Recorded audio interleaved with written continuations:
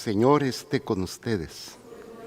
Con tu espíritu. Proclamación de la buena nueva de nuestro Señor Jesucristo, según San Juan. Gloria a ti, Señor. Al día siguiente vio Juan el Bautista a Jesús que venía hacia él y exclamó: Este es el Cordero de Dios, el que quita el pecado del mundo. Este es aquel de quien yo he dicho: el que viene después de mí tiene precedencia sobre mí, porque ya existía antes que yo. Yo no lo conocía, pero he venido a bautizar con agua, para que él sea dado a conocer a Israel. Entonces Juan dio este testimonio: Vi al Espíritu descender del cielo en forma de paloma y posarse sobre él. Yo no lo conocía, pero el que me envió a bautizar con agua me dijo: Aquel sobre quien veas que baja y se posa el Espíritu Santo, ese es el que ha de bautizar con el Espíritu Santo. Pues bien, yo lo vi y doy testimonio de que este es el Hijo de Dios. Palabra del Señor. Gloria a ti, Señor Jesús. Por la lectura del Santo Evangelio, sean perdonados nuestros pecados veniales. Amén. Brevemente sentados, por favor.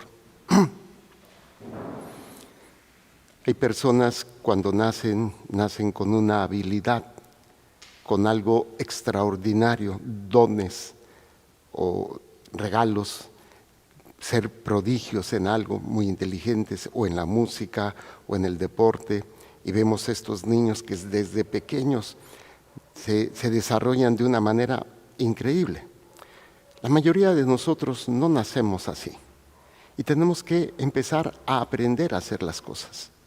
Aprendimos a caminar, aprendimos a hablar, aprendimos a leer, aprendimos a estudiar, aprendimos a hacer cosas manuales. Y esto se mejora conforme se practica, ¿sí? Hasta está ese refrán: la práctica hace al maestro. Entonces la práctica es fundamental en todos los ámbitos. Mi mamá, cuando quiso que yo aprendiera piano, me decía siempre: cuando una persona ya es muy buena en el piano, tiene que practicar todos los días y hasta 8 horas. Estamos hablando de concertistas de alto nivel, ¿no? Cuando dejas de practicar un solo día, nadie se da cuenta, solamente tú que sabes que no practicaste. Pero si dejas de practicar más días, después se va a notar que no estás practicando, que no te estás ejercitando. Otro ejemplo muy simple podría ser lo que yo antes practicaba, la medicina. Tengo 30 años que dejé de practicar la medicina. Entonces, ahorita, si llegan, que a veces no faltan: padre, ¿puede consultarme? Le digo no, porque estoy fuera de práctica. Y desgraciadamente, en lugar de a lo mejor de ayudarte, te voy a dañar.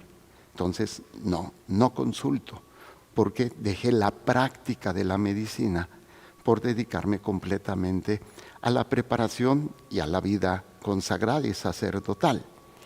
Pero todo oficio, toda carrera, uno tiene que estarle ejercitando para no atrasarse o no estar fuera de todos los avances, ¿no? Ahorita yo veo los avances en medicina increíbles.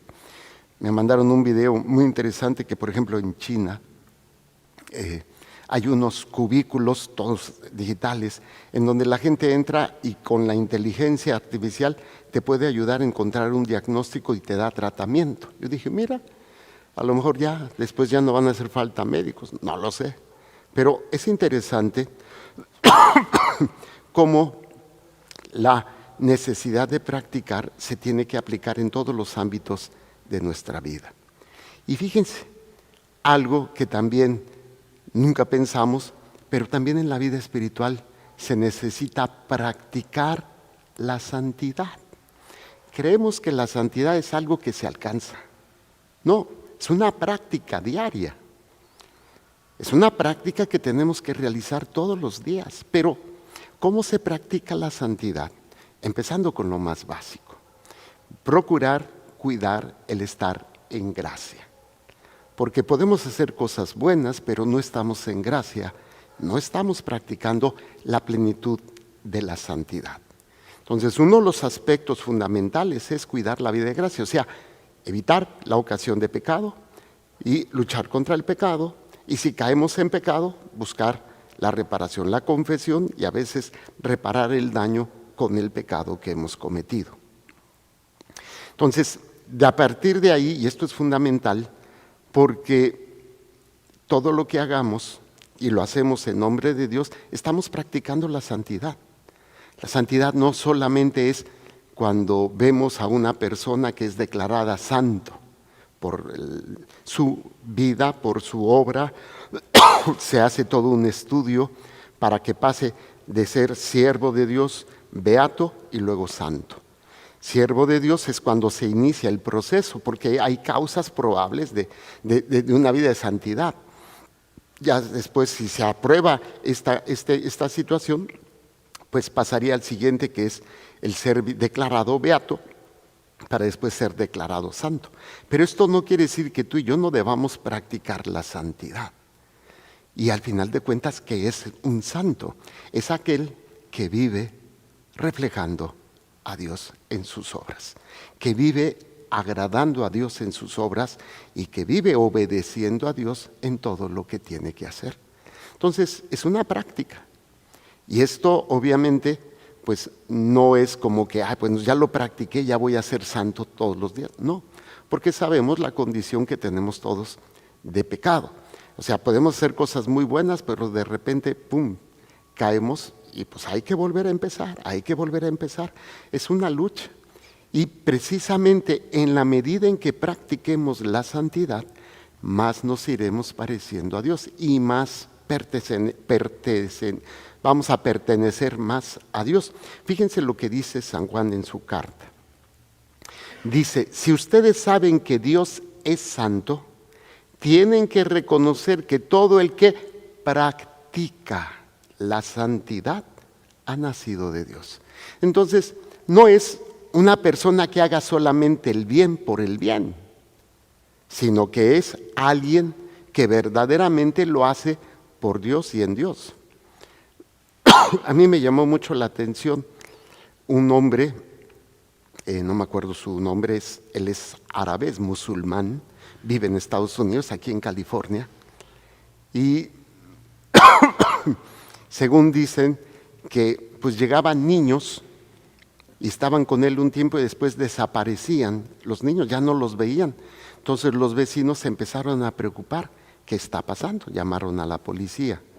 No sé si sea esta narración completa, verdadera, pero bueno, así yo la vi. Y resulta ser que este hombre lo que hace es adoptar a niños con enfermedades terminales que no van a sobrevivir y que le van a durar o un mes o un día o pocos meses, pero él los adopta. Y en más de, creo, 10 años ha adoptado a 80 niños que están en condiciones. El video que vi tenía a un bebito con anencefalia, un niño que nació sin que se le haya formado el cerebro.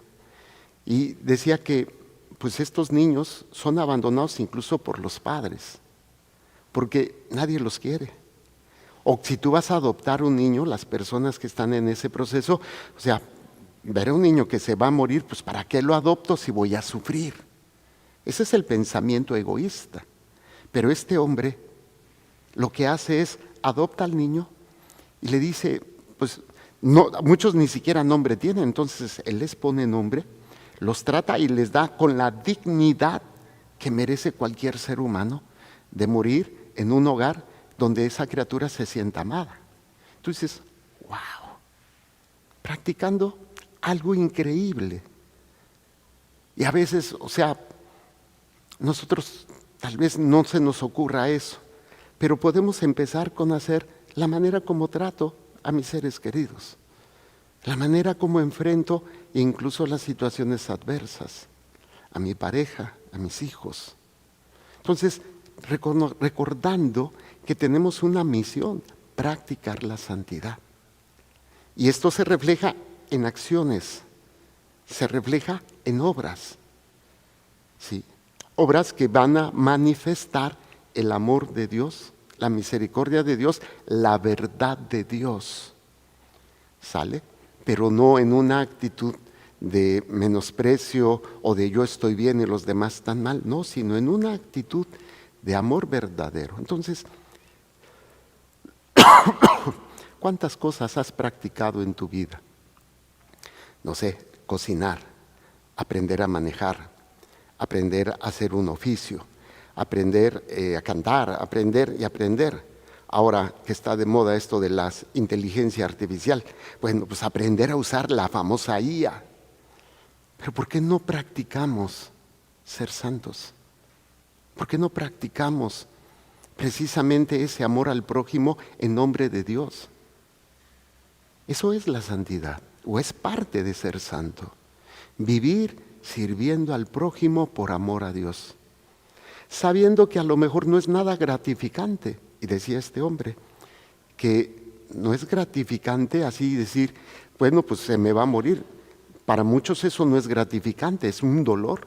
Dice, pero para mí lo gratificante es haberles hecho sentir a estos niños que son importantes, que son amados. Decía de esta criatura con anencefalia, no ve ni oye. ¿Cómo se comunicaba? Con el contacto, al abrazarla y cargarla. O sea, esa criatura sabía que había alguien que estaba con ella. Y en este mundo en donde nos hemos vuelto tan egoístas, tan el yo, pues creo que es tiempo de pensar que yo estoy para servir al prójimo, empezando con mi familia, incluyendo también aquellas personas que a lo mejor nos han dañado. A lo mejor no significa que tenga que estar permitiendo un daño, pero al menos orar, interceder por ellos. Entonces, ¿de dónde viene la santidad de Dios? ¿Y qué es la santidad? Al final de cuentas es el amor en plenitud. Y dice, miren cuánto amor nos ha tenido el Padre. Pues no solo nos llamamos hijos de Dios, sino que lo somos. Si el mundo no nos reconoce es porque tampoco lo ha reconocido a Él. La santidad viene de aprender a amar y hacer lo que Dios nos está pidiendo. Entonces la pregunta aquí es, ¿qué es lo que Dios me pide en lo que estoy enfrentando? Un ejercicio de santidad es todos los días en la mañana, recién despertado, Señor, muéstrame qué es lo que quieres que haga. Dame la sabiduría, dame la fortaleza para hacer lo que tú quieres que yo haga. Y no centrarnos solamente o principalmente o únicamente en decir, Señor, quiero que, y yo le pido a Dios esto, sino empezar a, ¿qué es lo que Dios quiere? Veamos los modelos que hemos meditado en estos días de Navidad, José y María. ¿Por qué fueron santos? ¿Porque hicieron lo que ellos quisieron? ¿O porque llega Dios y les cambia completamente el plan y ellos se someten? Y con amor, no solamente así como a regañadientes, no, con ese amor, con esa entrega. José se va a entregar completamente a una misión que él no tenía planeada. María se va a entregar a una misión que tampoco ella tenía planeado. Y ahí es donde empieza la santidad. Empieza a darse esta experiencia entonces de vida de santidad. Entonces, y dice, todo el que tiene puesta en él esta esperanza, ¿cuál es esta esperanza? La vida eterna.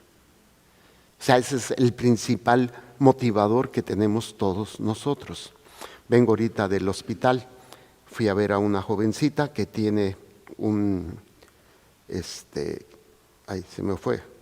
absceso a nivel del corazón. Y la van a tener que operar. Entonces, pues se ve muy bien, pero le ha estado afectando la salud y pues va a ser una operación a corazón abierto.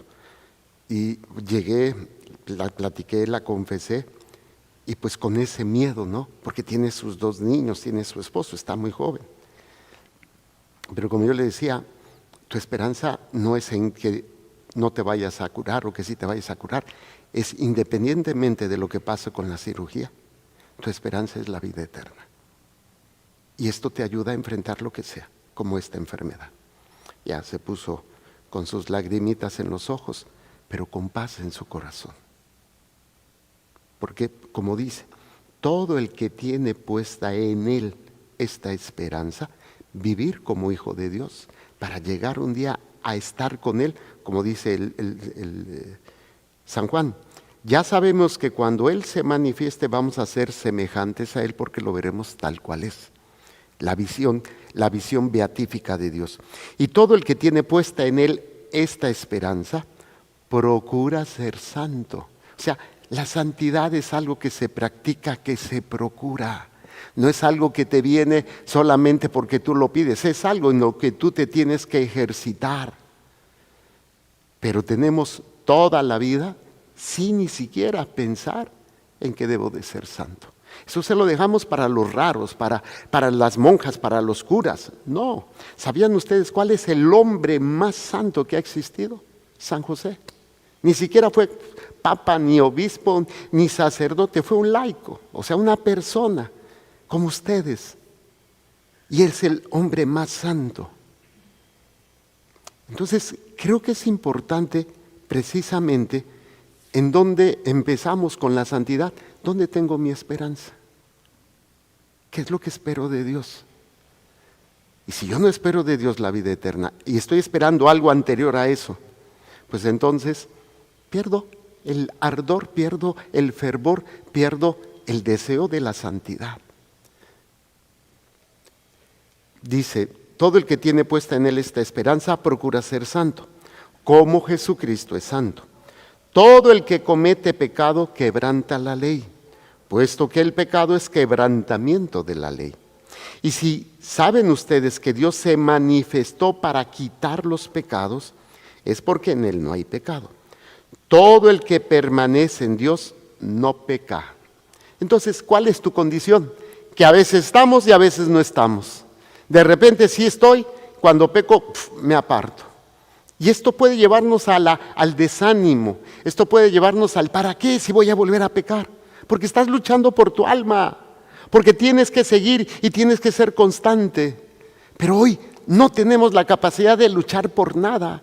Hay una pasividad, hay un conformismo en todo. En las relaciones, si no funciona, mejor la cambio por otra. En los trabajos no nos esforzamos. ¿Por qué? Porque hemos caído en un marasmo, en un no movernos. Y si esto sucede en la vida normal, imagínate en la vida espiritual. Estamos peor. No estamos luchando. Dice, si saben ustedes que Dios se manifestó para quitar los pecados, es porque en él no hay pecado. Todo el que permanece en Dios no peca. Entonces, qué hermoso sería cada vez ir aguantando, ir superando el no pecar. Tampoco sentirnos de que yo puedo, yo lo voy a lograr. No, nuestra condición es caída y sabemos que estamos en lucha y si pecamos, tampoco desilusionarnos y tirar la toalla, sino levantarnos y seguir luchando, y seguir luchando. Todo el que permanece en Dios no peca. Todo el que vive pecando es como si no hubiera visto ni conocido a Dios. Entonces, si no nos esforzamos, no vamos a vivir la santidad. Y la fuerza que tenemos es lo que Juan nos recuerda, que es lo que yo les digo a la hora de que vamos a cantar el Cordero de Dios que quita el pecado del mundo. Yo siempre les digo, voltemos todos para reconocer, como Juan reconoció, y aquí lo leemos en este evangelio, este es el Cordero de Dios que quita el pecado del mundo. Este es el que me da la santidad. Este es el que me purifica, este es el que me transforma. Y dice, vio Juan el Bautista a Jesús que venía hacia él y exclamó, este es el Cordero de Dios, el que quita el pecado del mundo. Este es el que viene después de mí. El que viene después de mí tiene precedencia. O sea, llega Juan y prepara.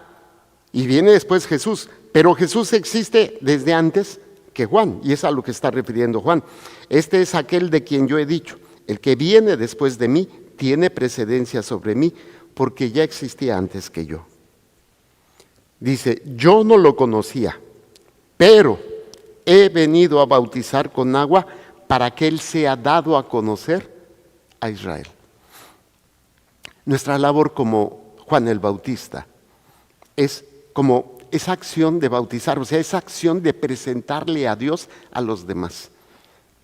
Ese es nuestro papel. Yo como sacerdote es presentarles a ustedes a Dios. Pero al final de cuentas es que ustedes decidan o no seguirlo, decidan o no buscar esa vida de santidad. San Juan lo dijo, pero he venido a bautizar con agua para que Él sea dado a conocer. Entonces nuestras obras, al final de cuentas, no es yo y Dios y Dios y yo y nada más. No, es para que esa relación se dé a conocer con mis obras. Y ahí es cuando practico la santidad. Entonces dice, Juan dio este testimonio, vi al Espíritu descender del cielo en forma de paloma y posarse sobre él. Yo no lo conocía, pero el que me envió a bautizar con agua me dijo, aquel sobre quien veas que baja y se posa el Espíritu Santo, ese es el que ha de bautizar con el Espíritu Santo. Entonces, no podemos ser santos sin el Espíritu Santo. Pero tenemos que trabajar y esforzarnos. Y tampoco compararnos con nadie, porque cada uno no somos únicos, tenemos nuestra propia historia, tenemos nuestra propia realidad, nuestras miserias y nuestros dones. Lo que sí tenemos es empezar a practicar la santidad. Hagamos un momento de silencio.